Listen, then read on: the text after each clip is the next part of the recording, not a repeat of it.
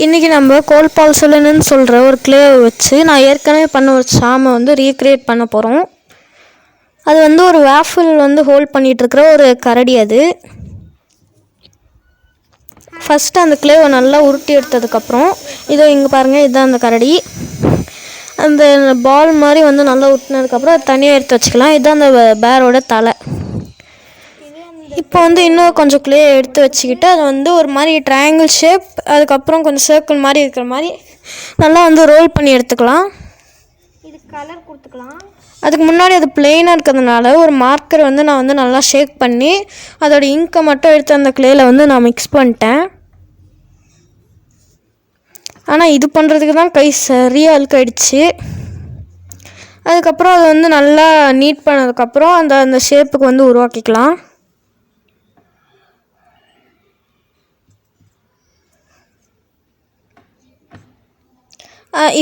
Suppose அது வந்து ரொம்ப ஸ்டிக்கியாக இருந்துச்சுன்னா நீங்கள் வந்து கார்ன்ஃப்ளவர் இல்லைனா டால்கம் பவுடர் வந்து யூஸ் பண்ணிக்கலாம்.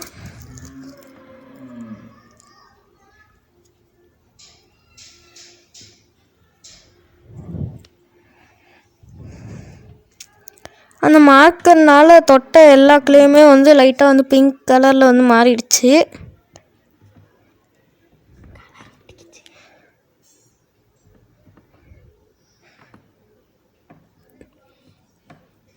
அதனால் அது வந்து தனியாக எடுத்து வச்சிடலாம்.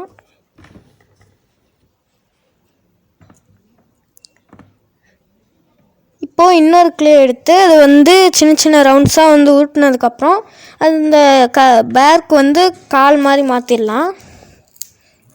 அது வந்து உட்காந்துட்ருக்கிற மாதிரி இருக்கும் அந்த பேரு.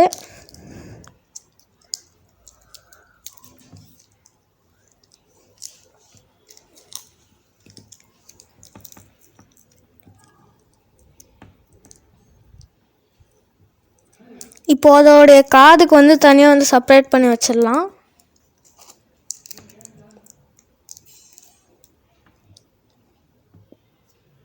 கலர் ஒட்டிக்கிச்சு.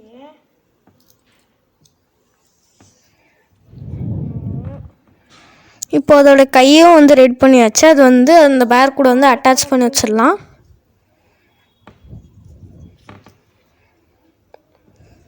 அந்த கையை வந்து கொஞ்சம் ஃப்ளாட் பண்ணிக்கலாம், ஏன்னா அது பிளேட்டை பிடிக்கிற மாதிரி இருக்கும். அப்போ தான் கொஞ்சம் பார்க்கறதுக்கு நீட்டாக இருக்கும். இஃப் சப்போஸ் அது வந்து ஸ்டிக் ஆகலைன்னா நீங்கள் வந்து எனி டைப்ஸ் ஆஃப் க்ளூமே வந்து யூஸ் பண்ணிக்கலாம். லைக் PVA க்ளூ, அதுக்கப்புறம் ஸ்கூல் க்ளூ, அந்த மாதிரி எது வேணாலும் நீங்கள் வந்து யூஸ் பண்ணிக்கலாம்.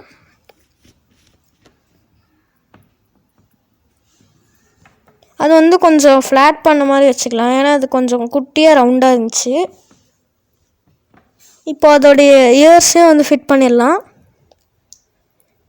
போக போக பார்க்கறதுக்கு அந்த பேர் மாதிரி தான் இருக்குது.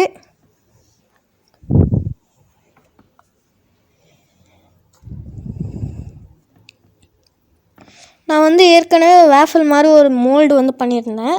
அதில் வந்து அந்த கிளேவை வச்சு அட்டாச் பண்ணிக்கலாம். அது ஒரு மாதிரி பிங்கிஷாக இருந்ததுனால நான் வந்து கலர் கொடுக்கறதுக்கு ட்ரை பண்ணேன். இருந்தாலும் அது வந்து பிங்க் கலரில் தான் இருந்துச்சு.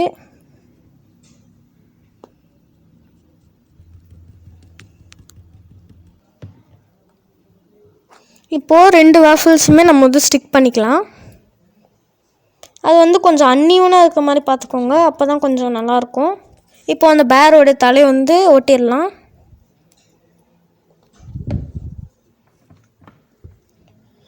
உங்களுக்கு வேணும்னா வேறு ஏதாவது டெக்கரேஷன்ஸ் கூட நீங்கள் வந்து பண்ணிக்கலாம். தலையில் வந்து அதுக்கு ஃப்ளவர்ஸு இல்லைனா வேறு ஏதாவது பவு அந்த மாதிரி ஏதாவது நீங்கள் வச்சுக்கலாம். இப்போது அதோட கையில் வந்து அந்த பண்ணி வச்சுருந்த பிளேட்டையும் வாஃபிலையும் எடுத்து ஸ்டிக் பண்ணிடலாம். உங்களுக்கு எந்த டைரெக்ஷனில் வேணுமோ அந்த டைரெக்ஷனில் நீங்கள் வந்து ஒட்டிக்கலாம்.